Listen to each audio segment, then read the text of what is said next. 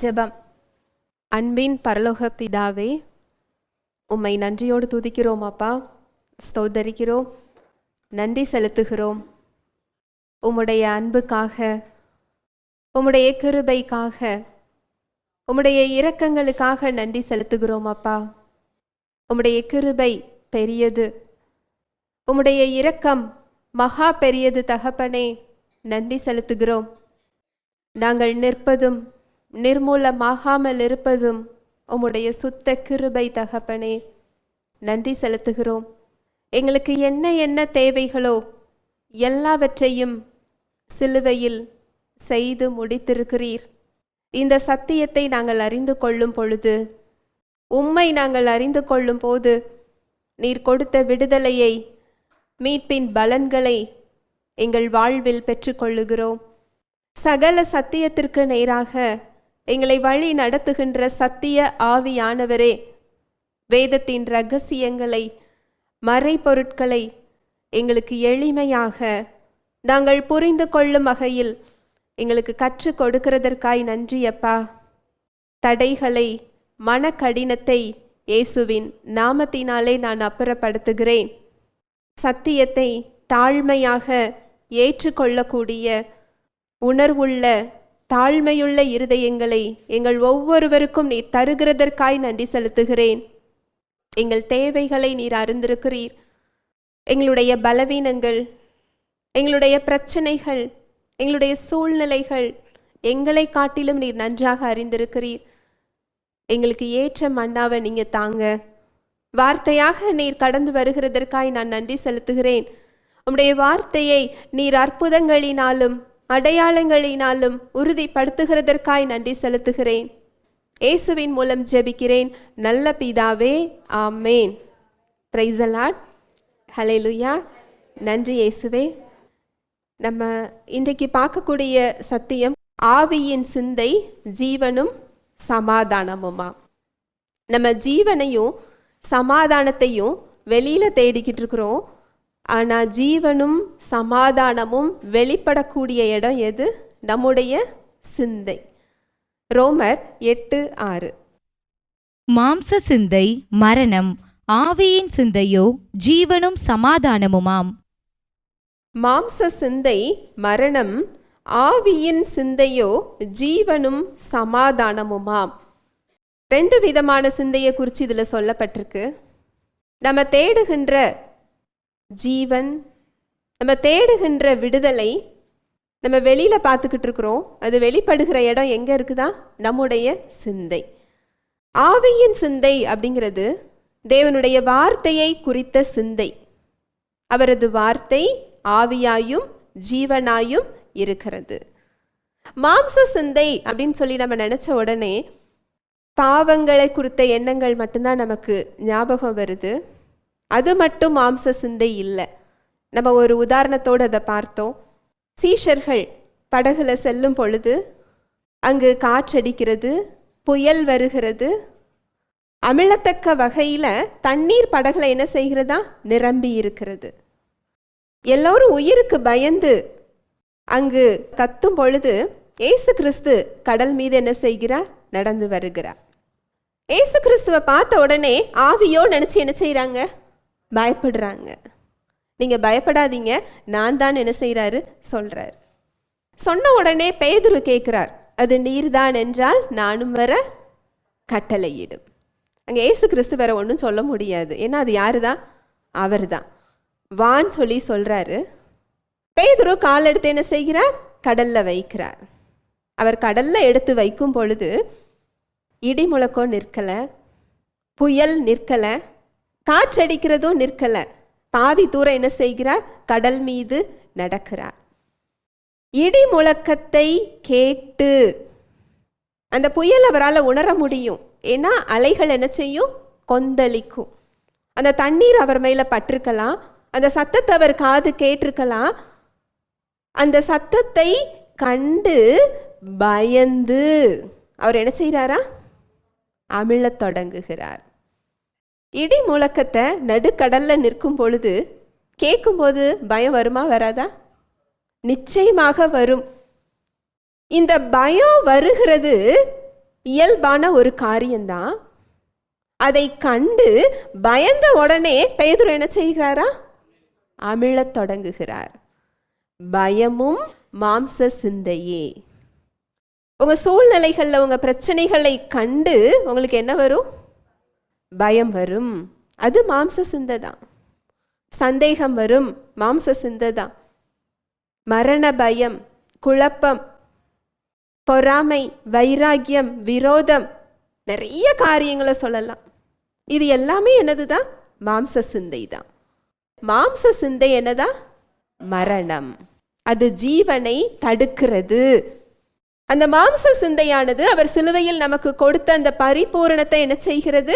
தடுக்கிறது. பிரச்சனைகளை பார்த்தால் பயம் வர்றது இயற்கைதான், சந்தேகம் வர்றது இயற்கைதான், நமக்கு குழப்பம் வர்றதும் இயற்கைதான். இதை மேற்கொள்ளுகிறதுக்கு தான் நமக்கு போர் ஆயுதங்கள் கொடுக்கப்பட்டிருக்கு. 2 கொரிந்தியர் 10வது அதிகாரம் 3, 4, 5 சொல்லப்பட்டிருக்கு. வாசிக்கலாம். 2 கொரிந்தியர் 10, 3, 4, 5. நாங்கள் மாம்சத்தில் நடக்கிறவர்களாயிருந்தும் மாம்சத்தின்படி போர் செய்கிறவர்கள் அல்ல. எங்களுடைய போராயுதங்கள் மாம்சத்துக்கு ஏற்றவைகளாயிராமல் அரண்களை நிர்மூலமாக்குகிறதற்கு தேவ பலமுள்ளவைகளாயிருக்கிறது. அவைகளால் நாங்கள் தர்க்கங்களையும் தேவனை அறிகிற அறிவுக்கு விரோதமாய் எழும்புகிற எல்லா மேட்டிமையையும் நிர்மூலமாக்கி எந்த எண்ணத்தையும் கிறிஸ்துவுக்கு கீழ்ப்படிய சிறைப்படுத்துகிறவர்களாயிருக்கிறோம். நாங்கள் மாம்சத்தில் நடக்கிறவர்களாயிருந்தும் மாம்சத்தின்படி போர் செய்கிறவர்கள் அல்ல. இதில் ஒரு போரை குறித்து சொல்லப்பட்டிருக்கு. நம்ம எல்லாருமே ஒரு போர்க்களத்தில் தான் என்ன செஞ்சுக்கிட்டு இருக்கிறோம்? நின்று கொண்டு இருக்கிறோம். நீங்கள் நினைக்கலாம், நான் தான் ஒரு போர்க்களத்தில் நிற்கிறேன் அப்படின்னு சொல்லி நீங்கள் நினச்சிங்கன்னா நீங்கள் மட்டும் இல்லை, எல்லாருமே எங்கே தான் நின்றுக்கிட்டு இருக்கிறோம்? போர்க்களத்தில் தான் நிற்கிறோம். ஆனால் நீங்கள் நினைக்கிற மாதிரி நம்முடைய போர் மனுஷங்களோடும் இரத்தத்தோடும் இல்லை. உங்கள் சரீரத்தில் உள்ள நோயோடு உங்களோட போர் கிடையாது, உங்கள் பலவீனத்தோடு கிடையாது, உங்களுடைய சூழ்நிலைகளோடு கிடையாது. நமக்கு கொடுக்கப்பட்டிருக்கின்ற போர் ஆயுதங்களும் சூழ்நிலைகளோடு போராடுகிறதுக்கு என்ன செய்யப்படலை? கொடுக்கப்படலை. வசனம் சொல்லுது பாருங்க, 4வது வசனம், எங்களுடைய போர் ஆயுதங்கள் மாம்சத்துக்கு ஏற்றவைகளாய் இராமல் அரண்களை நிர்மூலமாக்குகிறதற்கு தேவ பலமுள்ளவைகளாய் இருக்கிறது. இந்த போர்க்களத்தில் நமக்கு போர் ஆயுதங்கள் கொடுக்கப்பட்டிருக்கு.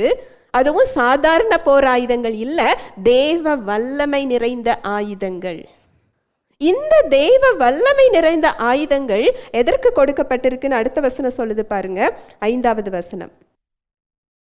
அவைகளால் நாங்கள் தர்க்கங்களையும் தேவனை அறிகிற அறிவுக்கு விரோதமாய் எழும்புகிற எல்லா மேட்டிமையையும் நிர்மூலமாக்கி எந்த எண்ணத்தையும் கிறிஸ்துவுக்கு கீழ்ப்படிய சிறைப்படுத்துகிறவர்களாயிருக்கிறோம். அவைகளால் நாங்கள் தர்க்கங்களையும் தேவனை அறிகிற அறிவுக்கு விரோதமாய் எழும்புகிற எல்லா மேட்டிமையையும் நிர்மூலமாக்கி எந்த எண்ணத்தையும் கிறிஸ்துவுக்கு கீழ்ப்படிய சிறைப்படுத்துகிறவர்களாய் இருக்கிறோம்.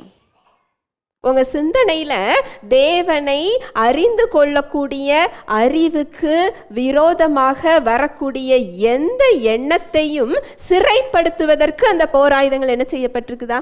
கொடுக்கப்பட்டிருக்கு. நாம போர்க்களம்னு எதை நினைக்கிறோம்? நம்முடைய பலவீனத்தை நினைக்கிறோம், நம்முடைய பிரச்சனையை நினைக்கிறோம், நம்மளை எதிர்த்து வருகின்ற மனிதர்களை நினைக்கிறோம், நம்முடைய பிள்ளைகளை, நம்முடைய சூழ்நிலைகளை என்ன செஞ்சுக்கிட்டு இருக்கிறோம்? நினைச்சுக்கிட்டு இருக்கிறோம். ஆனால் போர்க்களம் வெளியே இல்லை, போர்க்களம் எங்கேயா? நம்முடைய சிந்தைகளில். நமக்கு கொடுக்கப்பட்டிருக்கின்ற ஆயுதங்கள் வெளியே சண்டை போடுறதுக்கு இல்லை, நம்முடைய எண்ணங்கள்ல தேவனுக்கு விரோதமாக வருகின்ற எண்ணங்களோடு நமக்கு போர். அவருடைய வார்த்தைக்கு எதிராக என்னவெல்லாம் நம்ம சிந்தனைகள்ல வருகிறதோ அதை எதிர்த்து போரிடுவதற்கு, அதை சிறைப்பிடிப்பதற்கு நமக்கு அந்த போர் ஆயுதங்கள் என்ன செய்யப்பட்டிருக்கு? கொடுக்கப்பட்டிருக்கு. உங்களால் உங்கள் சொந்த பலத்தை கொண்டு பயத்தை மேற்கொள்ள முடியாது. அந்த செல்ஃப் பவர்னு சொல்லுவோம் இல்லையா, சுய பலம். உங்களை நீங்களையே ஊக்குவித்து கொள்கிறதினால் உங்களை நீங்கள் பலப்படுத்தி கொள்ள முடியாது. கிறிஸ்து ஒருவரே பலம். அந்த பலத்தை கொடுக்கறதுக்கு தான் அவர் நம்ம தேடி என்ன செய்தார்? வந்தார். வார்த்தை வேற அவர் வேற கிடையாது. ஆதியிலே வார்த்தை இருந்தது, அந்த வார்த்தை தேவனிடத்தில் இருந்தது, அந்த வார்த்தையே எப்படி இருந்ததா? தேவனாய் இருந்தது. 14வது வசனம் சொல்லப்பட்டிருக்கு, அந்த வார்த்தை மாம்சமாகி மனு உருவாகி கிருபையினாலும் சத்தியம் நிறைந்தவராகவும் நமக்குள்ளே என்ன செய்தாரா? வாசம் செய்தார். தேவனுக்கு என்ன இயல்பு இருக்கிறதோ, தேவனுக்கு என்ன வல்லமை இருக்கிறதோ, அதே இயல்பும் வல்லமையும் அவரது வார்த்தையில் இருக்கிறது. அந்த போர் ஆயுதங்களை நம்ம கையில் அவர் என்ன செய்திருக்கிறார்? கொடுத்திருக்கிறார். நீங்க பயம் வரும் பொழுது அந்த பயத்தை நீங்க ஏற்றுக்கொள்ளாமல், 2 தீமோத்தேயு 1:7 சொல்லப்பட்டிருக்கு, வாசிக்கலாம். 2 தீமோத்தேயு 1:7. தேவன் நமக்கு பயமுள்ள ஆவியை கொடாமல் பலமும் அன்பும் தெளிந்த புத்தியுள்ள ஆவியையே கொடுத்திருக்கிறார். தேவன் நமக்கு பயமுள்ள ஆவியை கொடாமல். பயத்தை குறித்து சத்தியத்தில் என்ன சொல்லப்பட்டிருக்கு? பயங்கிறது என்னது? நாம் பயங்கிறது என்ன நினச்சிக்கிட்டு இருந்தோம்? அது ஒரு உணர்ச்சின்னு நினச்சோம் இல்லையா? அது ஒரு உணர்வு. சூழ்நிலைகளை பார்த்தால் பயம் வர்றது இயற்கை தானே அப்படின்னு சொல்லி உலகம் நினைக்கலாம். ஆனால் சத்தியம் என்ன சொல்லுது? பயங்கிறது என்னது? ஆவி. நீங்க பயத்தின் ஆவிக்கு உள்ள அனுமதி கொடுக்கும் பொழுது ஜீவன் என்ன செய்யாதது? வெளிப்படாது.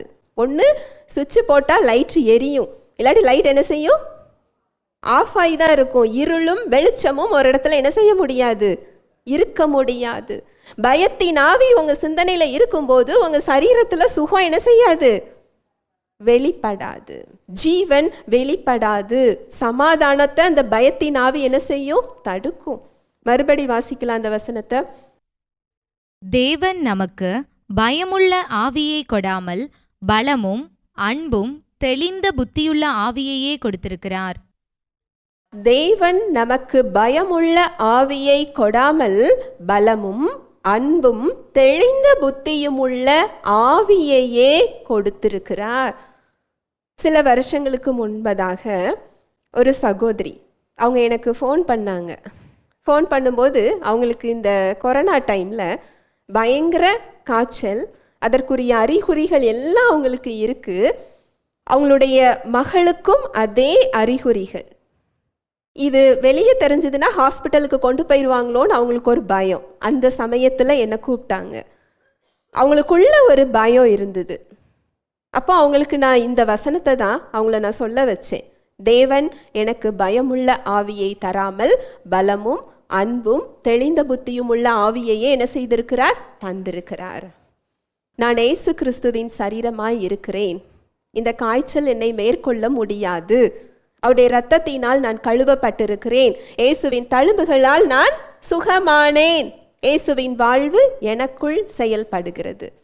ஒரு 10 நிமிஷம்தான் அந்த வசனங்களை சொன்னோம். 10 நிமிஷம் முடிந்த உடனே எப்படி இருக்கீங்கன்னு கேட்கும்போது அவங்களுக்கு வேர்த்து கொட்டி காய்ச்சல் என்ன செஞ்சிட்டு சரியாயிட்டு. அது மட்டும் இல்லை, அவங்களுக்கு இதை சொல்லும் பொழுது அவங்களுடைய மகளும் இந்த வசனங்களை என்ன செய்துக்கிட்டு இருந்தா? சொல்லிக்கிட்டு இருந்தா. அவளுக்கும் அந்த காய்ச்சல் என்ன செஞ்சிட்டு விட்டுட்டு. அந்த பயத்தின் ஆவி வெளியில போகும் பொழுதே உடம்புக்குள்ள அங்க என்ன வருது? சுகம். நான் சொல்லி கொடுத்தது என்ன சொல்லி கொடுத்தேன்? வசனம், தேவனுடைய வார்த்தை. இதை தான் 2 கொரிந்தியர் 10, 3, 4, 5 சொல்லப்பட்டிருக்கு. அவங்களோட பிரச்சனை காய்ச்சல் கிடையாது, அவங்களுடைய பிரச்சனை சூழ்நிலை கிடையாது. அதில் அவங்களுக்கு சுகம் கொடுக்கப்பட்டிருக்கு. சத்தியம் அதை தான் சொல்லுது. ஆனால் அதற்கு எதிராக அவங்க சிந்தனைகளில் வரக்கூடிய பயத்தோடு தான் அவங்களுக்கு பிரச்சனை. அவங்களுக்கு புரியுதா? இந்த இடத்துல தேவனுடைய வார்த்தையை கொண்டு அந்த பயத்தை அவங்க எதிர்த்து நிற்கும் பொழுது அங்கு ஜீவன் வெளிப்படுகிறது. ஹல்லேலூயா, பிரைஸ் தி லார்ட். அதே போல உங்க சூழ்நிலைகளில் ஒவ்வொரு சூழ்நிலைகளுக்கும் ஒரு வார்த்தையை அவர் கொடுத்திருக்கிறார். அந்த ரட்சிப்பு அப்படிங்கிறது ஒரு சின்ன அனுபவம்லாம் கிடையாது. பாவத்திலிருந்து நமக்கு விடுதலை மட்டும் ரட்சிப்புன்னு நினச்சிங்கன்னா நிச்சயமா அது மட்டும் கிடையாது. பாவத்திலிருந்து நமக்கு மன்னிப்பு கொடுக்கப்பட்டிருக்கு, அது ஒரு பெரிய ஒரு விடுதலை தான். ஆனால் அதையும் தாண்டி இந்த உலகத்துல உங்களுக்கு என்னெல்லாம் தேவையோ எல்லா பகுதிகளுக்கும் மீட்பு கொடுக்கப்பட்டிருக்கு.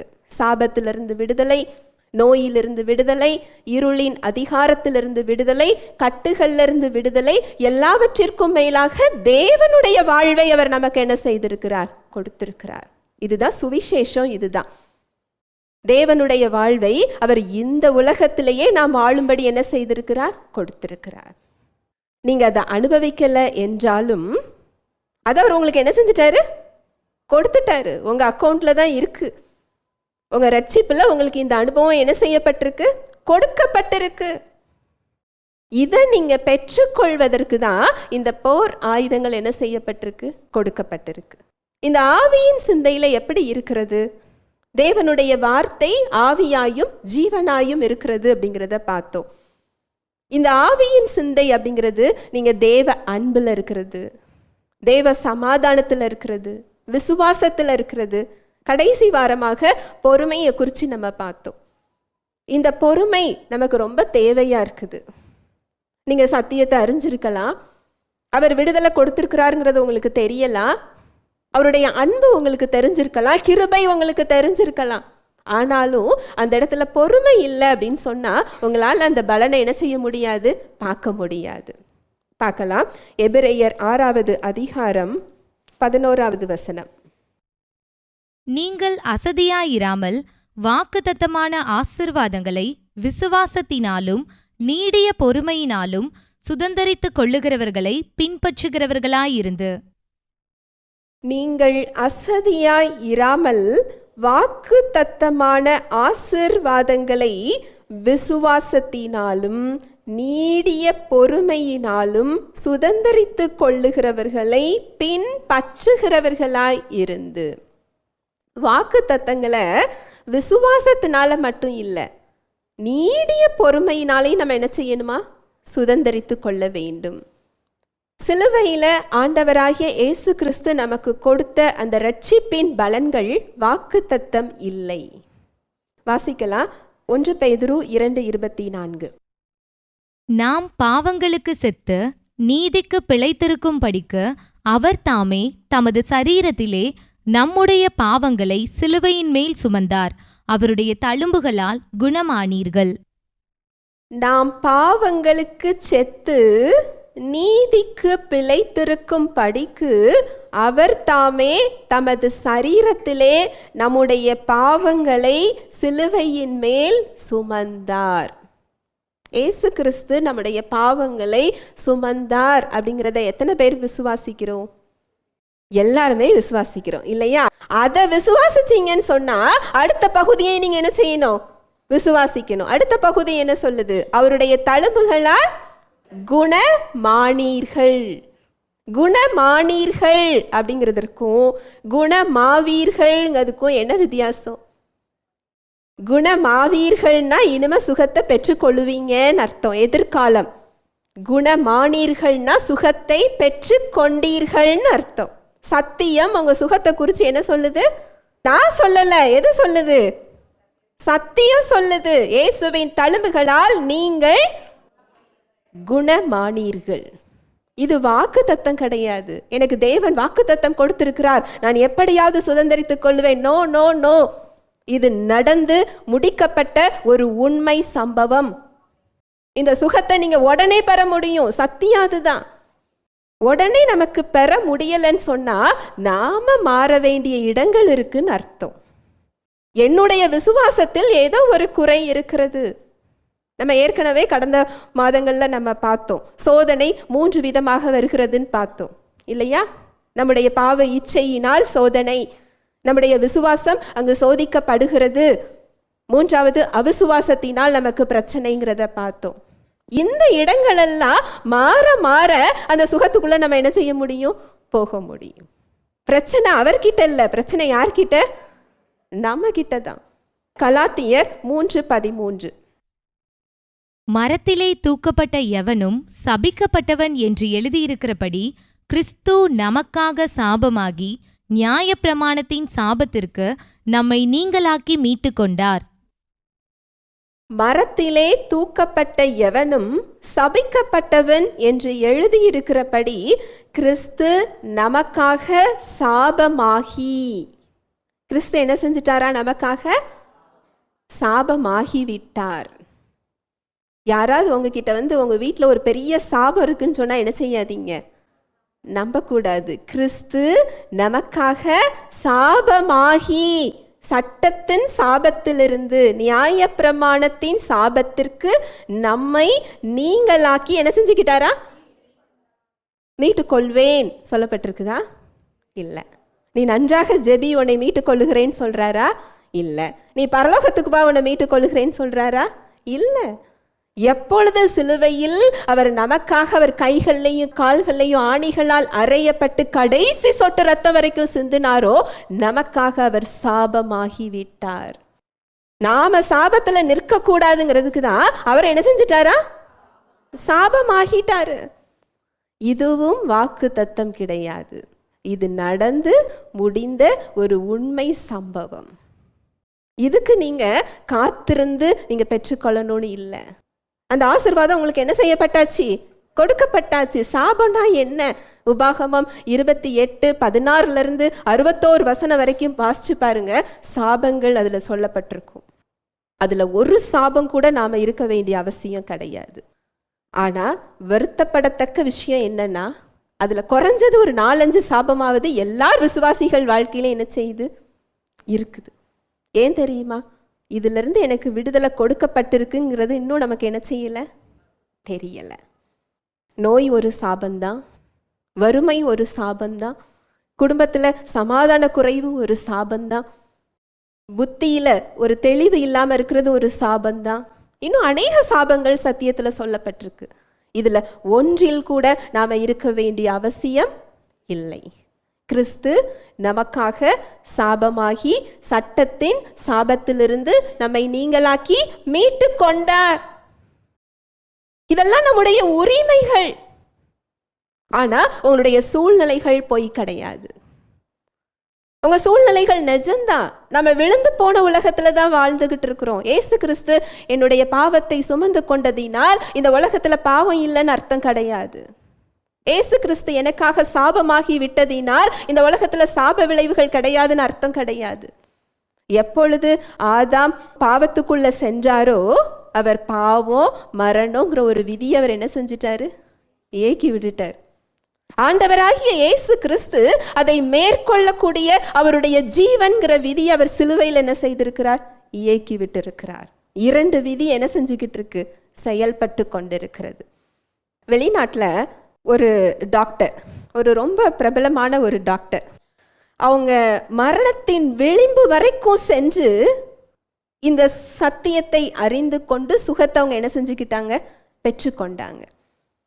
அடுத்தவங்க என்ன செஞ்சாங்க அப்படின்னு சொன்னால், நம்மளாம் ஹாஸ்பிட்டலில் போய் ட்ரீட்மெண்ட் எடுப்போம் இல்லையா, உடம்பு சரியில்லை அப்படின்னு சொன்னால், அது போல் அவங்க ஒரு வீட்டில் தன்னோட சகோதரியோடு சேர்ந்து மருத்துவத்தால் கைவிடப்பட்ட நிலைமையில் இருக்கிற பேஷண்ட் எல்லாம் கூட்டிகிட்டு வந்து இந்த சத்தியத்தை சொல்லி கொடுத்தாங்களாம்.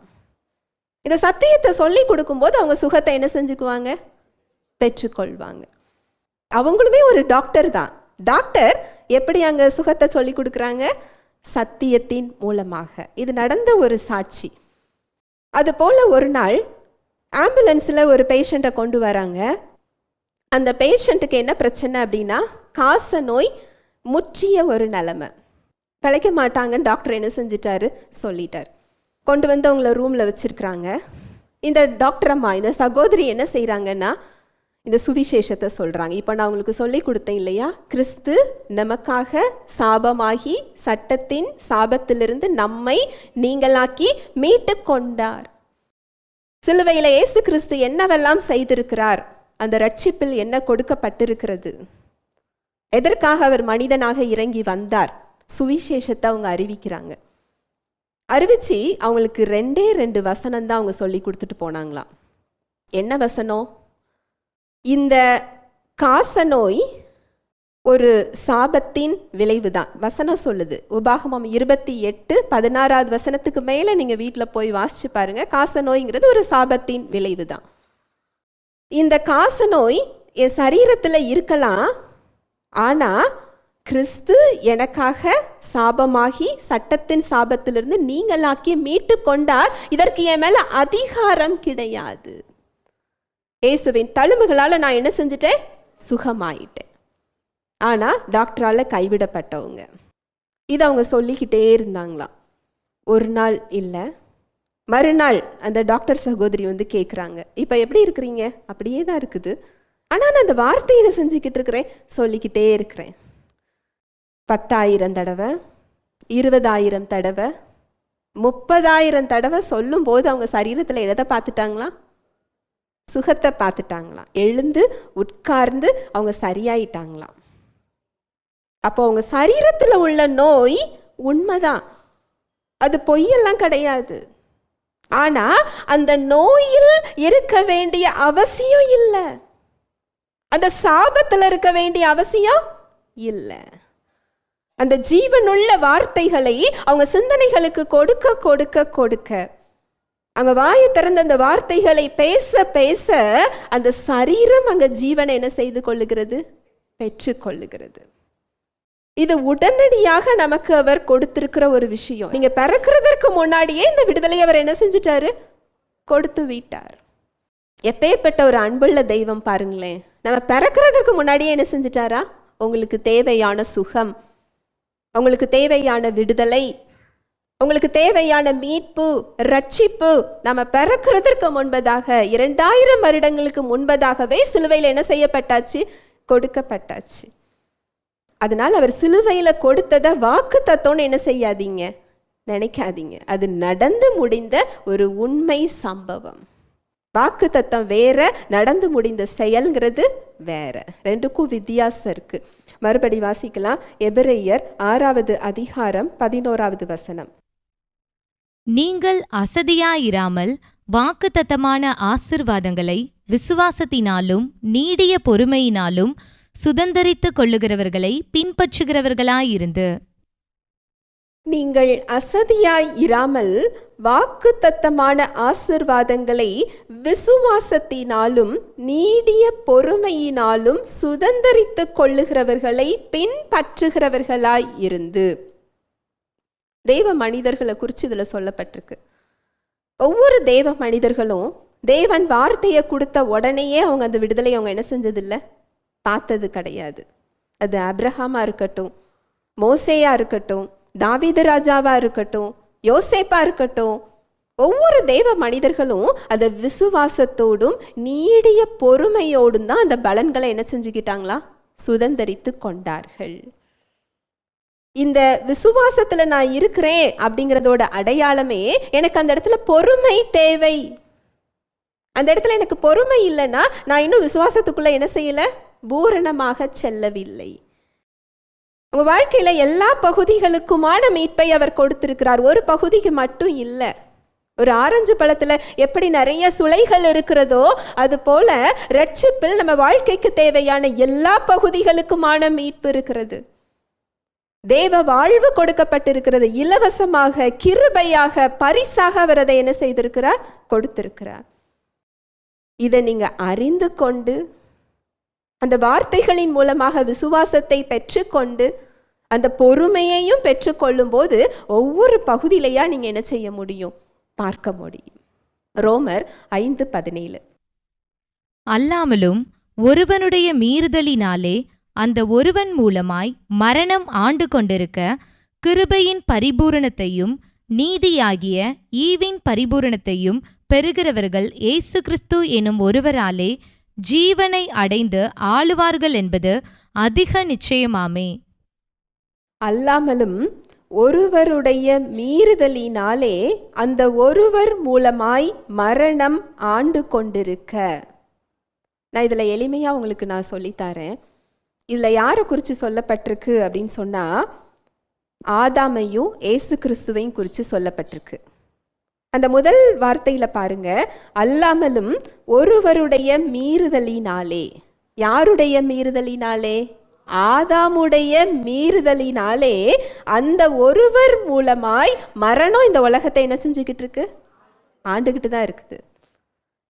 இந்த உலகத்துல பாவம், மரணம், நோய், சாபம், சாத்தான் எல்லாரும் என்னதான் செய்றாங்க? இருக்கதான் செய்றாங்க. ஏன்னா அந்த ஒருவர் மூலமாக இந்த உலகத்துக்குள்ள அது என்ன செஞ்சிருக்கு? வந்திருக்கிறது.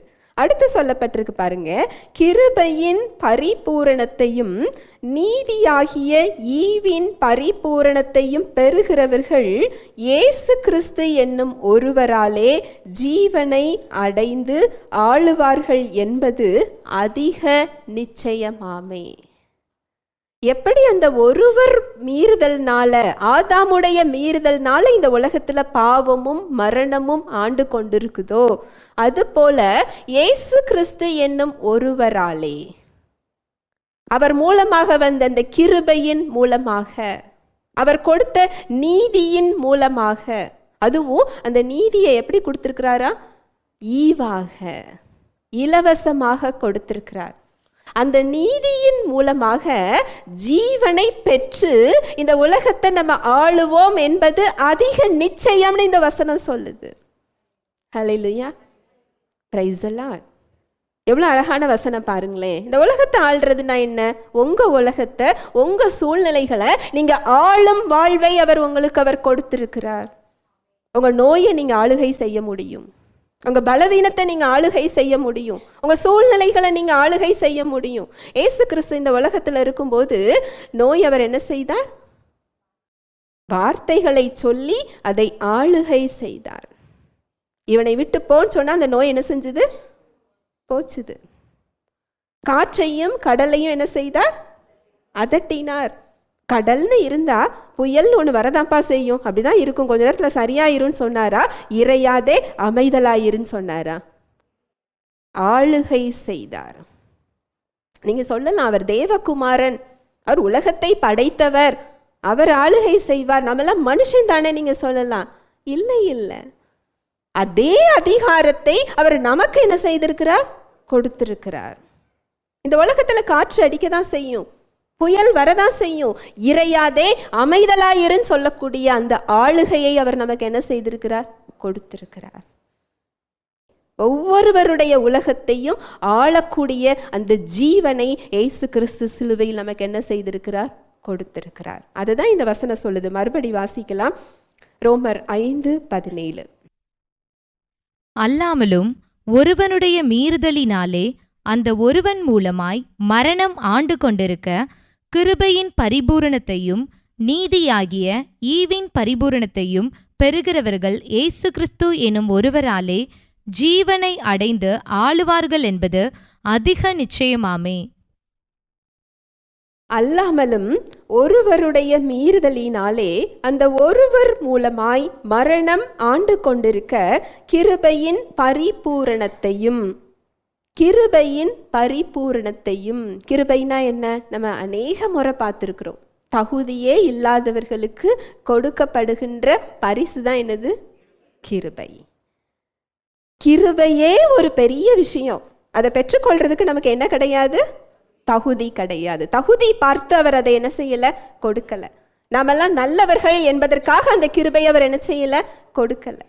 நம்மெல்லாம் பாவிகளாக, அவருக்கு எதிரிகளாக, நாம பலவீனமானவர்களாக, சத்துருக்களாக இருக்கும் பொழுது இந்த கிருபையை நமக்கு என்ன செஞ்சிருக்கிறாரா? கொடுத்தார். அதுவும் இந்த கிருபையை அவர் எப்படி கொடுத்திருக்கிறாரா? பரிபூரணமாக, நிரம்பி வழிகின்ற கிருபையை அவர் என்ன செஞ்சிருக்கிறாரா? கொடுத்திருக்கிறார். அவர் இரக்கத்துல மட்டும் ஐஸ்வர்யவான் இல்லை, அவர் கொடுக்கறதுலையும் எப்படிதான்? ஐஸ்வர்யவான் தான். கிருபையின் பரிபூரணத்தையும், அடுத்த வார்த்தை பாருங்க, நீதியாகிய ஈவின் பரிபூரணத்தையும். இதை நீங்க புரிஞ்சுக்கிட்டீங்கன்னு சொன்னா நீங்க நோயை ஆளுகை செய்ய முடியும், உங்க சூழ்நிலைகளை நீங்க ஆளுகை செய்ய முடியும். உங்க சூழ்நிலைகளை பார்த்து இறையாதே அமைதலாயிரு, இயேசுவின் நாமத்தினாலே உனக்கு கட்டளை இடுகிறேன் அப்படின்னு சொல்றதுக்கு எது நம்மளை தடுக்குது? பாவம். இயேசு கிறிஸ்து அவர் சொன்னாது கீழ்ப்படியும். எனக்கு அந்த தகுதி இருக்குதா? எனக்கு அந்த தகுதி அவர் கொடுத்திருக்கிறாரா? நான் சொன்னாது போகுமா? நான் தேவனோட உறவுல இல்லையே, நான் தகுதி இல்லாமல் நிற்கிறேனே அப்படிங்கிற அந்த தாழ்வு மனப்பான்மை அந்த குற்ற மனப்பான்மை தான் அதற்குள்ள போறத நம்மளை என்ன செய்யுது? தடுக்குது. ஆனா இந்த வசனம் என்ன சொல்லுது பாருங்க, நீதியாகிய ஈவின் பரிபூரணம். அப்படின்னா என்ன தெரியுமா? அவர் கிருபையை கொடுத்தாரே, அந்த கிருபையை மட்டும் இல்லை, அவரோட உறவுக்குள் நம்மை சேர்த்து கொள்ளக்கூடிய தகுதியையும் அவர் இலவசமாக நமக்கு என்ன செய்திருக்கிறார்? கொடுத்திருக்கிறார். உங்களுக்கு நான் இன்னும் புரியும்படி சொல்றேன். ஆதாம் தன்னை போல அவர் படைக்கிறார். தேவன் ஏதேன் தோட்டத்தை படைக்கிறார், உலகத்தை படைக்கிறார். ஆண்டு அனுபவித்துக் கொள் அப்படின்னு சொல்லி கையில கொடுக்கிறார். ஒரே ஒரு கட்டளை தான், நன்மை தீமை அறியத்தக்க கனியை நீ என்ன செய்யக்கூடாது? சாப்பிடக்கூடாது. அதை புசிக்கும் நாளில் நீ என்ன செஞ்சிருவ? சாகவே சாவாய். ஆனா சாத்தானால் வஞ்சிக்கப்படுறாங்க மனிதர்கள். அவங்க அதை சாப்பிட்ட உடனே இறந்து போறாங்களா? அப்ப தேவன் பொய் சொன்னாரா? இல்லை. அவங்க இறந்து போனாங்க, சரீரத்துல இல்லை, ஆவியில். அந்த ஆவியில் ஏற்பட்ட மரணம் படிப்படியாக அவரது சரீரத்துக்கு வர்றதுக்கு 900 வருஷத்துக்கு மேல ஆச்சுது. இப்படிதான் மரணம் மனிதர்கள்ட்ட என்ன செஞ்சது? வந்தது. அங்க என்ன நடந்தது தெரியுமா? தேவ சாயல்ல படைக்கப்பட்டிருந்த மனிதனுடைய ஆவி பாவத்தினால் கரைப்படுகிறது. பாவ இயல்பை அது பெற்றுக்கொள்ளுகிறது. இந்த பாவமானது தேவனையும் மனிதனையும் பிரிக்கிறது. அந்த பாவம் ஒரு தடையை உண்டு பண்ணுகிறது. தேவனால் மனிதனோடு உறவு கொள்ள முடியாது. இதுதான் ஏதேன் தோட்டத்துல நடந்தது. அப்போ 2 விஷயத்தை தேவன் சரி செய்ய வேண்டி இருந்தது. பாவத்தின் சம்பளம் என்னதுதான்? மரணம்தான். அதுல எந்த காம்ப்ரமைஸும் கிடையாது. பாவத்தின் சம்பளம் மரணம். தேவன் எப்படி அன்புள்ளவரோ அவர் நீதியுள்ளவர். இந்த தண்டனை அவர் மனுஷனுக்கு என்ன செய்யணும்? கொடுக்கணும். இன்னொன்று, அந்த தண்டனையை கொடுக்கறதுக்கு தேவனுக்கு விருப்பம் இல்லை. ஏன்னா நம்மளை அவர் எப்படி படைச்சிருக்கிறார்? அவருடைய கையின் கிரியையாக நம்மை அவர் படைத்திருக்கிறார். எல்லா படைப்புகளை காட்டிலும் நம்மை விசேஷித்தமானவர்களாக அவரது சாயல்ல என்ன செய்திருக்கிறார்? படைத்திருக்கிறார். இந்த தண்டனையிலிருந்து நம்மளை விடுதலை அளிக்கிறது மாத்திரம் இல்லை, மன்னிப்பு கொடுக்கிறது மாத்திரம் அந்த விஷயம் முடிஞ்சு போறது இல்லை. அந்த பாவ இயல்பை பெற்ற ஆவி அங்கு சரி செய்யப்பட வேண்டும். அந்த பாவத்தை கழுவி அது பரிசுத்தமாக அந்த ஆவி என்ன செய்யப்படணும்? மாற்றப்படணும். இதற்காக தான் தெய்வம் மனிதனாக இறங்கி வந்தார். ஹல்லேலூயா, பிரைஸ் தி லார்ட். நாம என்ன தண்டனையில நிற்க வேண்டுமோ அந்த தண்டனையை நமக்கு பதில் அவர் ஏற்றுக்கொண்டது மாத்திரம் இல்லை, அவரை விசுவாசிக்கிற ஒவ்வொருவரது ஆவியும் அங்கு புதிதாக மாற்றப்படுகிறது. ஒருவன் கிறிஸ்துவுக்குள் இருந்தால் அவன் எப்படி இருக்கிறானா? புது சிருஷ்டியாய் இருக்கிறான். அங்க புதிய ஆவியை அவன் என்ன செய்து கொள்ளுகிறான்? பெற்றுக்கொள்ளுகிறான். அப்படின்னா என்ன அர்த்தம் தெரியுமா? அந்த பழைய அந்த கரை படிந்த அந்த ஆவி மறைந்து அங்க புதிய ஆவி, தேவ சாயலை பெற்ற ஆவி, தேவ பரிசுத்தத்தை பெற்ற ஆவி, தேவ நீதியை பெற்ற ஆவியை நாம ரட்சிப்புல என்ன செய்து கொள்றோம்? பெற்றுக்கொள்றோம். இந்த தகுதியையும் நமக்கு கொடுத்துதான் அவரது பிள்ளையாக அவர் நம்மை மாற்றி இருக்கிறார். தகுதி நம்ம செயல்களின் அடிப்படையில் வருகிறது இல்லை. நம்ம செயல்களில் நம்ம பெற்றுக்கொள்ற தகுதியை தேவன் ஏற்றுக்கொள்வது இல்லை.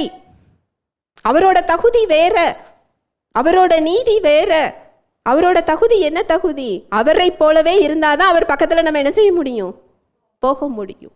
இதை நம்ம சம்பாதிச்சு என்ன செய்ய முடியாது? பெற முடியாது. அது இலவசமாக நமக்கு அந்த தகுதி என்ன செய்யப்பட்டிருக்கு? கொடுக்கப்பட்டிருக்கு. இதை நீங்க புரிஞ்சுக்கிட்டீங்கன்னா எந்த சூழ்நிலையிலையும் தைரியமாக நீங்க அவர்கிட்ட என்ன செய்ய முடியும்? போக முடியும். அதுதான் இந்த வசனம் சொல்லுது. மறுபடி வாசிக்கலாம், 17வது வசனம். அல்லாமலும் ஒருவனுடைய மீறுதலினாலே அந்த ஒருவன் மூலமாய் மரணம் ஆண்டு கொண்டிருக்க கிருபையின் பரிபூரணத்தையும் நீதியாகிய ஈவின் பரிபூரணத்தையும் பெறுகிறவர்கள் இயேசு கிறிஸ்து என்னும் ஒருவராலே ஜீவனை அடைந்து ஆளுவார்கள் என்பது அதிக நிச்சயமாமே. அல்லாமலும் ஒருவருடைய மீறுதலினாலே அந்த ஒருவர் மூலமாய் மரணம் ஆண்டு கொண்டிருக்க கிருபையின் பரிபூரணத்தையும் நீதியாகிய ஈவின் பரிபூரணத்தையும். ஈவுங்கிறது பரிசு, இலவசமாக கொடுக்கக்கூடிய கிஃப்ட், பரிசு. நீதிங்கிறது தகுதி, தேவனிடத்துல சேரக்கூடிய தகுதியையுமே அவர் இலவசமா நமக்கு என்ன செஞ்சிட்டாரா? கொடுத்து விட்டார். சத்தியம் அப்படிதான் சொல்லுது. அவர்கிட்ட போகக்கூடிய தகுதியையும் இலவசமா அவர் என்ன செஞ்சிட்டாரா? கொடுத்துட்டாரா. உங்களுடைய ஜெபங்களுக்கு அவருடைய செவிகள் திறந்தவைகளாய் இருக்கிறது. உங்களுடைய கூப்பிடுதலுக்கு அவர் செவி சாய்க்கிறார். அவருடைய கை குறுகி போகவில்லை. உங்க பிரச்சனையில அவர் உங்களுக்கு எதிராக இல்லை, உங்க சார்பில் அவர் நின்று கொண்டிருக்கிறார். உங்க சூழ்நிலைகளையும் உங்களுடைய வாழ்வையும் நீங்க ஆளுகை செய்வதற்காக, உங்க மூலமா அந்த வல்லமையை வெளிப்படுத்துறதுக்காக உங்களுக்குள் அவர் காத்து கொண்டிருக்கிறார். ஏன்னா அதுலதான் அவருடைய நாமம் மகிமைப்படும். நீங்க உங்களுடைய உலகை ஆளுகை செய்யும் பொழுது தேவ நாமம் அதுல என்ன செய்யும்? மகிமைப்படும். சுற்றியுள்ள மக்கள் தேவ வல்லமையை பார்த்து தேவனுடைய நாமத்தை அவங்க என்ன செய்வாங்க? மகிமைப்படுத்துவாங்க. அவருடைய வல்லமையை அவங்க அறிந்து கொள்வாங்க. நீங்க சுவிசேஷங்கள்ல எடுத்து பாருங்க, தேவனுடைய நாமம் எதுலெல்லாம் மகிமைப்பட்டதுன்னு இருக்கும். ஏசு கிறிஸ்து எங்கெல்லாம் நோயாளிகளை சொஸ்தப்படுத்தினாரோ, எங்கெல்லாம் அசுத்தாவிகளை விரட்டினாரோ, எங்கெல்லாம் மக்கள் விடுதலை பெற்றாங்களோ, எங்கெல்லாம் குறைவுகள் நிறைவாகியதோ, அங்கு தேவ நாமம் என்ன செஞ்சுதா? என்ன செஞ்சது? மகிமைப்பட்டது. உங்களுடைய வாழ்வை நீங்க ஆளுகை செய்யறது தான் தேவனுடைய நாமத்தை என்ன செய்யும்? மகிமைப்படுத்தும். அந்த வாழ்வு நமக்குள் கொடுக்கப்பட்டிருக்கு.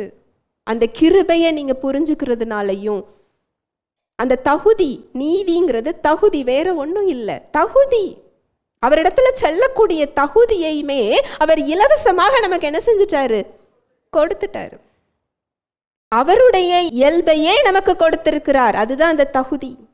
எப்படி உங்களுடைய பிள்ளைக்கு உங்களுடைய இயல்பு இருக்குதோ, உங்களுடைய பழக்க வழக்கங்கள் அந்த ஜீன்ல கடத்தப்படுகிறதோ, அது போல நீங்க இயேசு கிறிஸ்துவை இரட்சகராக ஏற்றுக்கொள்ளும் போது தேவ வித்தினால் நீங்கள் மறுபடியும் பிறக்கிறீர்கள். தேவ பரிசுத்தத்தினால் நீங்கள் மறுபடியும் பிறக்கிறீர்கள். தேவ நீதியினால் மறுபடியும் நீங்கள் பிறக்கிறீர்கள். இதன் மூலம்தான் தேவன் உங்களை ஏற்றுக்கொண்டிருக்கிறார். இந்த நிச்சயம் நீங்க தெரிஞ்சுக்கிட்டுனா, இயேசுவின் தழும்புகளால் நான் சுகமானேங்கிறத உங்களால தங்கு தடையின்றி, சந்தேகமே இல்லாம என்ன செய்ய முடியும்?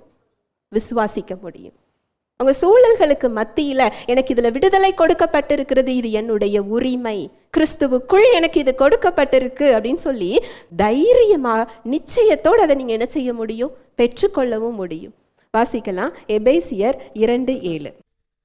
கிறிஸ்து இயேசுவுக்குள் நம்மை அவரோடே கூட எழுப்பி உன்னதங்களிலே அவரோடே கூட உட்காரவும் செய்தார். கிறிஸ்து இயேசுவுக்குள் நம்மை அவரோடே கூட எழுப்பி உன்னதங்களில் யாரோடு கூட உட்கார செய்திருக்கிறாரா? கிறிஸ்துவோடு கூட. இயேசு கிறிஸ்துவோடே கூட உட்காரவும் செய்வேன்னு இருக்குதா? உட்காரவும் செய்தார்னு இருக்குதா?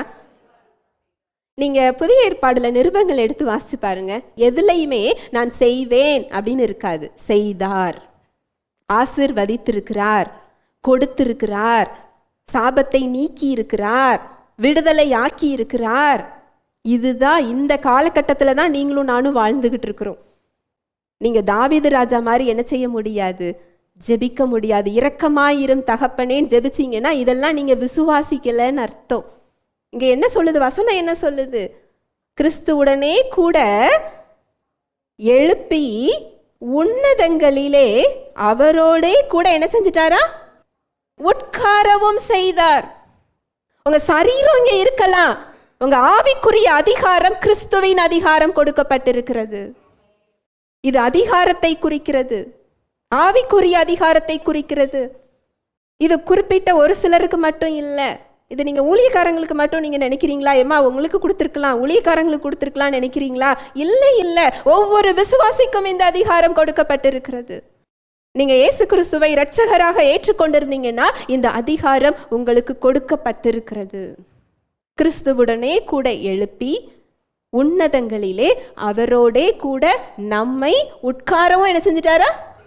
செய்தார். அப்படின்னா செய்து முடித்து விட்டார்னு அர்த்தம்.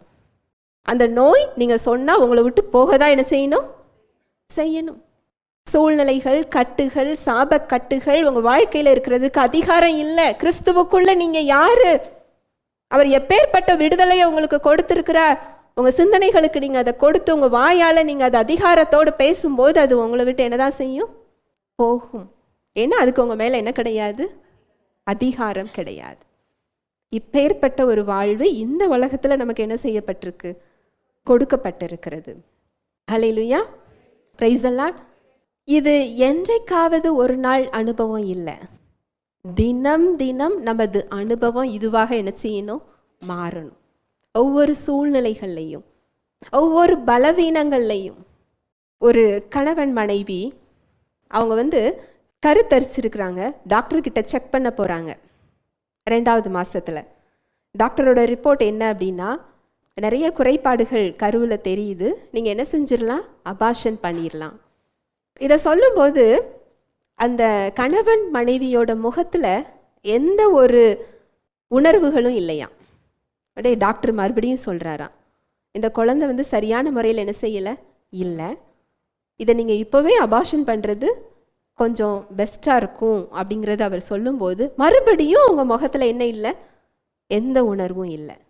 ஒரு 2-3 தடவை சொல்லி முடிச்சுட்டு, நான் சொன்னது உங்களுக்கு புரிஞ்சுதா புரியலையா? ஏன்னா இதை கேட்டால் யாராக இருந்தாலும் என்ன வரும்? வருத்தம் வரும், பயம் வரும், கண்ணீர் வரும். ஆனால் இது எதுவுமே அவங்களுக்கு என்ன செய்யல? வரல. உடனே அந்த கணவன் மனைவி 2 பேரும் என்ன சொன்னாங்க அப்படின்னா, நீங்கள் சொன்னதெல்லாம் எங்களுக்கு புரியுது, ஆனால் இதை விட இன்னொரு தகவல் எங்களுக்கு தெரியும். என்ன தகவல் தெரியும்? நன்மையான எந்த ஈவும் பூரணமான எந்த வரமும் ஜோதிகளின் பிதாவினிடத்திலிருந்து இறங்கி வருகிறது. திருடன் திருடவும் கொல்லவும் அழிக்கவும் வருகிறான், அவரோ ஜீவனை கொடுக்க வந்தார், அது பரிபூரணப்பட வந்தார். எங்களுக்கு இன்னொரு ரிப்போர்ட் தெரியும், நாங்கள் கொஞ்ச நாளில் நாங்கள் வர்றோம்னு சொல்லி வீட்டுக்கு என்ன செஞ்சுட்டாங்க? வந்துட்டாங்க. ஹாஸ்பிட்டலுக்கு அவங்க எடுத்து போகலை. நல்லா கவனிங்க, அவங்க இந்த சத்தியங்களை அவங்க தியானிக்கிறாங்க, அந்த அதிகாரத்தை அவங்க பயன்படுத்துகிறாங்க, அந்த விசுவாச வார்த்தைகளை அவங்க பேசுகிறாங்க. ஆனால் ஹாஸ்பிட்டலுக்கு அவங்க என்ன செய்யலை? போகலை. 6 மாதங்கள் கழித்து மறுபடியும் அவங்க ஹாஸ்பிட்டலுக்கு போகும்போது அங்கே ஸ்கேன் பண்ணுறாங்க. அந்த குழந்தை எப்படி இருந்தது தெரியுமா? நார்மலாக இருந்தது. இது எல்லாருக்கும் இந்த அனுபவம் வர முடியாது. அங்கே ஹாஸ்பிட்டலுக்கும் போகாமல் குழந்தை சரியில்லை அப்படின்னு சொல்லி வயிற்றில் வைத்திருக்கும் போது எத்தனை தாய் அங்கே நிம்மதியாக தைரியமாக இருக்க முடியும்? யோசிச்சு பாருங்க. இந்த கிருபையின் பரிபூரணமும் நீதியாகிய ஈவின் பரிபூரணமும் தெரிந்திருந்தால் மாத்திரமே அதை ஆளுகை செய்ய முடியும். ஹல்லேலூயா, பிரைஸ் தி லார்ட். ஒரு விசுவாசியாக நமக்கு என்ன அதிகாரம் கொடுக்கப்பட்டிருக்கிறது? என்னோட ஆவிக்குரிய அதிகாரம் என்ன? இந்த குறைபாடு என் குழந்தைக்கு இருக்க முடியாது அப்படிங்கிற அந்த நிச்சயம் தெரிஞ்சிருந்தால் மட்டும்தான் அந்த விசுவாசத்திலையும் சமாதானத்திலையும் பொறுமையிலையும் அவங்களால என்ன செய்ய முடியும்? இருக்க முடியும். ரொம்ப அழகாக அந்த குழந்தை நார்மல் சொல்லி ரிப்போர்ட் அவங்க வாங்கினாங்க. ஒரு சகோதரி, இங்கே மீட்டிங் வந்துக்கிட்டு இருந்த ஒரு சகோதரி, அவங்களுடைய குழந்தைக்கு 5 மாதம் அந்த கட்டி ஒரு சதை வளர்ச்சி. அந்த குழந்தை வளரும்போது அந்த சதையும் சேர்ந்து என்ன செய்யுது? வளருது. டாக்டர் எல்லாரோட ரிப்போர்ட்டும் என்ன அப்படின்னா, அந்த குழந்தை ஊனமுற்ற குழந்தையாக தான் என்ன செய்யும்? வளரும். அது அபார்ஷன் பண்ணுற டைமும் என்ன செஞ்சுட்டு கடந்து விட்டது. இது ஒரு டாக்டரோட ரிப்போர்ட் கிடையாது. நிறைய டாக்டர்கிட்ட பார்த்துட்டு தான் அந்த சகோதரி வந்தாங்க. அந்த பொண்ணுக்கு ரொம்ப வயிறு வலியெல்லாம் வரும். தாங்க முடியாத ஒரு வயிறு வலி ஒரு நாள் இங்கே இருந்ததை கேட்டுட்டு இருக்கும்போது அந்த சத்தியத்தை அவங்க கவனித்து கேட்டாங்களாம். கேட்கும் பொழுதே அந்த வயிற்றுக்குள்ளே அவங்களுக்கு ஒரு வித்தியாசம். அடுத்து அவங்க 1 மாதம் கழித்து டாக்டர்கிட்ட அவங்க போகும்போது எந்த சத வளர்ச்சியும் அவங்கக்கிட்ட இல்லை. Praise the Lord. அது மாத்திரம் இல்லை, நார்மல் டெலிவரியில் ரொம்ப அழகான முறையில் அந்த குழந்தைய அவங்க பெற்றெடுத்தாங்க. இது எல்லாருக்குமே இந்த அனுபவத்துக்குள்ளே நீங்கள் என்ன செய்ய முடியும்? வர முடியும். ஒவ்வொரு விஷயங்களையும், ஒரு சின்ன விஷயத்திலிருந்து பெரிய விஷயம் வரைக்கும். ஏன்னா அவருடைய கிருபை நம்ம வாழ்க்கையில் செயல்பட காத்து கொண்டிருக்கிறது. உங்களோட எந்த பலவீனங்களோ அந்த பலவீனத்தில் அவருடைய கிருபையை கொடுக்க அவர் காத்து கொண்டிருக்கிறார். ஒரு சிலருக்கு பாவத்தை மேற்கொள்ளணும்னு இருக்கலாம். பாவத்துல நீங்க நின்றுக்கிட்டு இருக்கலாம். அதை மேற்கொள்ளுவதற்கும் அந்த கிருபையை அவர் என்ன செய்திருக்கிறார்? கொடுத்திருக்கிறார். ஏன்னா ஒரு விசுவாசி கிட்ட பாவம் செய்யற இயல்பே கிடையாது. நீங்க நல்லா புரிஞ்சுக்கோங்க. நீங்க விசுவாசியாக இருந்தால் பாவம் செய்கிற இயல்பு உங்களிடத்தில் கிடையாது. இதை நீங்க தெரிந்து கொள்ளும் போது, அந்த இடத்துல நீங்க கிருபையை பிடித்து கொள்ளும் பொழுது, அந்த கிருபையானது உங்களை பாவத்தை மேற்கொள்ள வைக்கும். வசனம் அதை தான் சொல்லுது. ரோமர் 6:14. நீங்கள் நியாய பிரமாணத்திற்கு கீழ்ப்பட்டிராமல் கிருபைக்கு கீழ்ப்பட்டிருக்கிறபடியால் பாவம் உங்களை என்ன செய்யாது? எதுக்கு நாம கீழ்ப்பட்டிருக்கும் போது பாவம் மேற்கொள்ளாதா? கிருபைங்கிறது வேற ஒண்ணுமே இல்லை. இயேசு கிறிஸ்து தான் கிருபை. நீங்க அவரை பிடித்து கொள்ளும் பொழுது பாவம் உங்களை என்ன செய்யாதா? மேற்கொள்ளாதா? ஏன்னா பாவத்தை மேற்கொள்ற அந்த வல்லமையும் உங்களுக்குள்ள இருக்குது. தேவ பரிசுத்தம் தான் அந்த வல்லமை. அவருடைய நீதி தான் அந்த வல்லமை. உங்களுக்குள்ள என்ன மாற்றம் நிகழ்ந்திருக்கு உங்க சிந்தனைக்கு நீங்க கொடுக்கும் போதே பாவம் உங்களை என்ன செய்யாது? மேற்கொள்ளாது. உங்களை விட்டுட்டு அது போயிடும். இப்பேற்பட்ட ஒரு வாழ்வை அவர் நமக்கு கொடுத்திருக்கிறார். இன்னும் கடைசியாக ஒரு வசனம், எபிரேயர் 4:16. ஆதலால் நாம் இரக்கத்தை பெறவும் ஏற்ற சமயத்தில் சகாயம் செய்யும் கிருபையை அடையவும் தைரியமாய் கிருபாசன தண்டையிலே சேரக்கடவோம். ஆதலால் நாம் இரக்கத்தை பெறவும் ஏற்ற சமயத்தில் சகாயம் செய்யும் கிருபையை அடையவும் தைரியமா எங்க போகணுமா? பயந்து பயந்து இல்லை. நான் பாவியா இருக்கிறேனே, இல்லை இல்லை. இயேசு கிறிஸ்துவின் ரத்தம் உங்களை பாவங்களரை என்ன செஞ்சிருக்கு? கழுவி இருக்கிறது.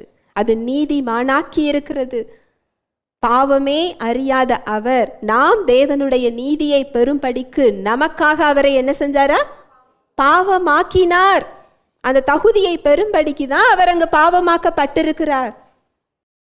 அதனால பயந்து பயந்து இல்லை, நான் பாவிங்கிற எண்ணத்துல இல்லை. இயேசு கிறிஸ்துவின் ரத்தம் கழுவ முடியாத பாவம்னு உலகத்துல எதுவுமே கிடையாது. அவருடைய ரத்தம் நம்மை பாவங்களரை என்ன செஞ்சிருக்கு?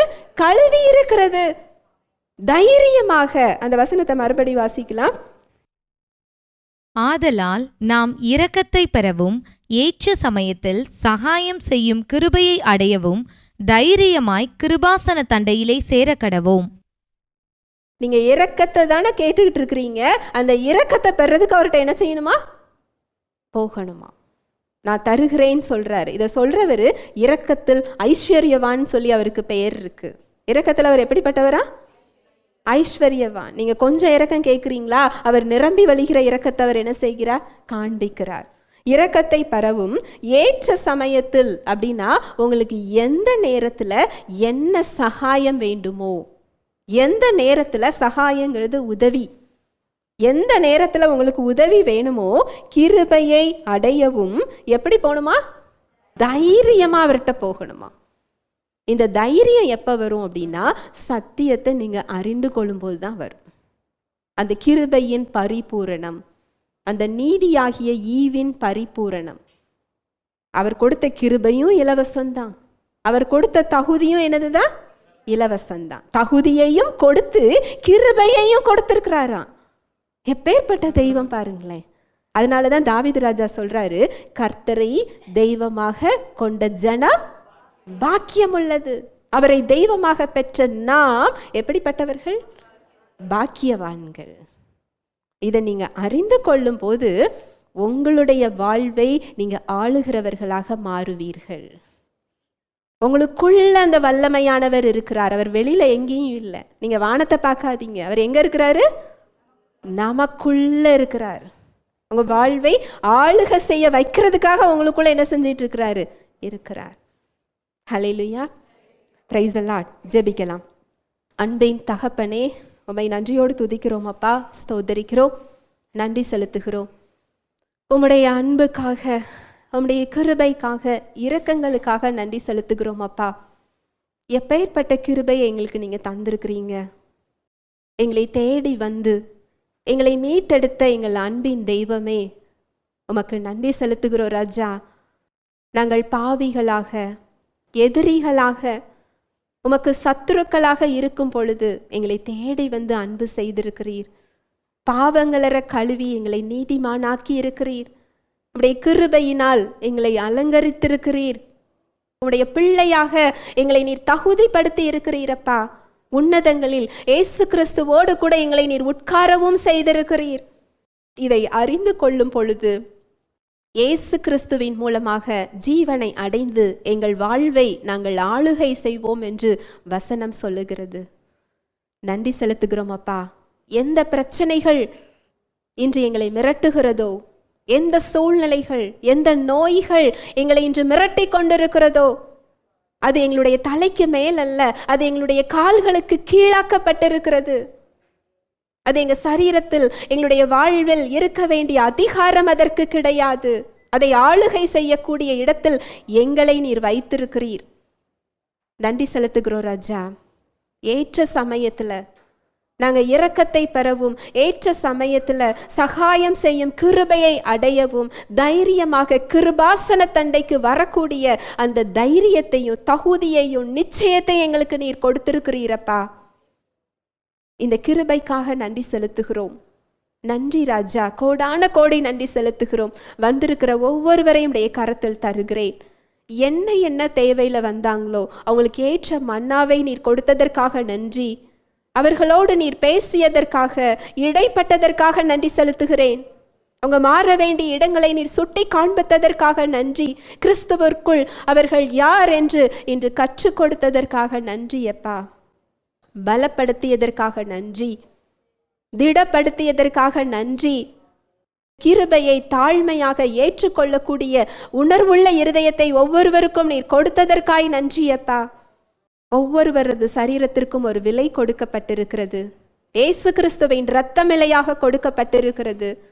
நீங்க ஒவ்வொருவரும் இயேசு கிறிஸ்துவின் சொந்த சரீரமா இருக்கிறீங்க. இயேசு கிறிஸ்துவின் சரீரத்துல எப்படி கட்டுகள் இருக்க முடியும்? இயேசு கிறிஸ்துவின் சரீரத்துல எப்படி பலவீனம் இருக்க முடியும்? இயேசு கிறிஸ்துவின் சரீரத்துல எப்படி நோய் இருக்க முடியும்? இயேசு கிறிஸ்துவின் சரீரத்துல எப்படி சாத்தான் ஆளுகை செய்ய முடியும்? நன்றி செலுத்துகிறோம் ராஜா. எந்தெந்த இடத்துல உங்களுக்கு பாதிப்பு இருக்கிறதோ அந்த உறுப்புகள்ல கைகளை வைத்து கொள்ளுங்கள். கண்களை மூடிக்கோங்க. கல்வாரி காட்சியை பாருங்க.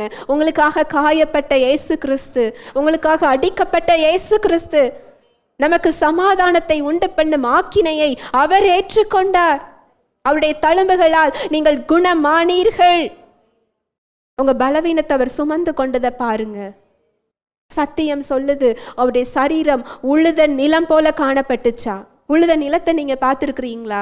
சேரையும் சகதியையும் அது பிரிக்க முடியாது. இயேசு கிறிஸ்துவின் சரீரம் அங்கு இரத்தமும் சதையுமாக மாறியது.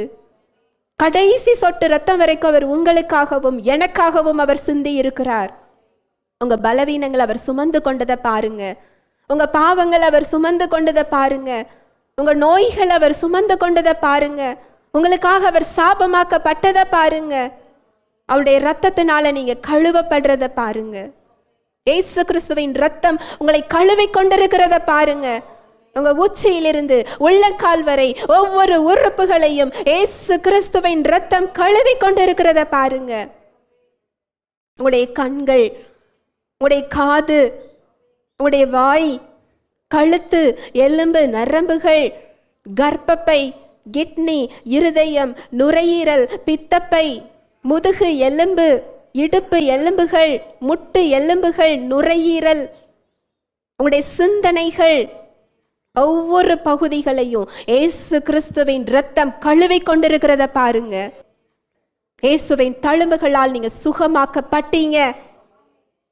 ஒவ்வொருவரது சரீரத்திலையும் பலவீனங்கள், உறுப்புகளை முடக்க நினைக்கின்ற, தற்கொலை எண்ணத்தை கொடுக்கின்ற, கேன்சர் கட்டிகளை கொடுக்கின்ற, பலவீனப்படுத்துகின்ற ஆவிகளை இயேசுவின் நாமத்தினாலே அப்புறப்படுத்துகிறேன்.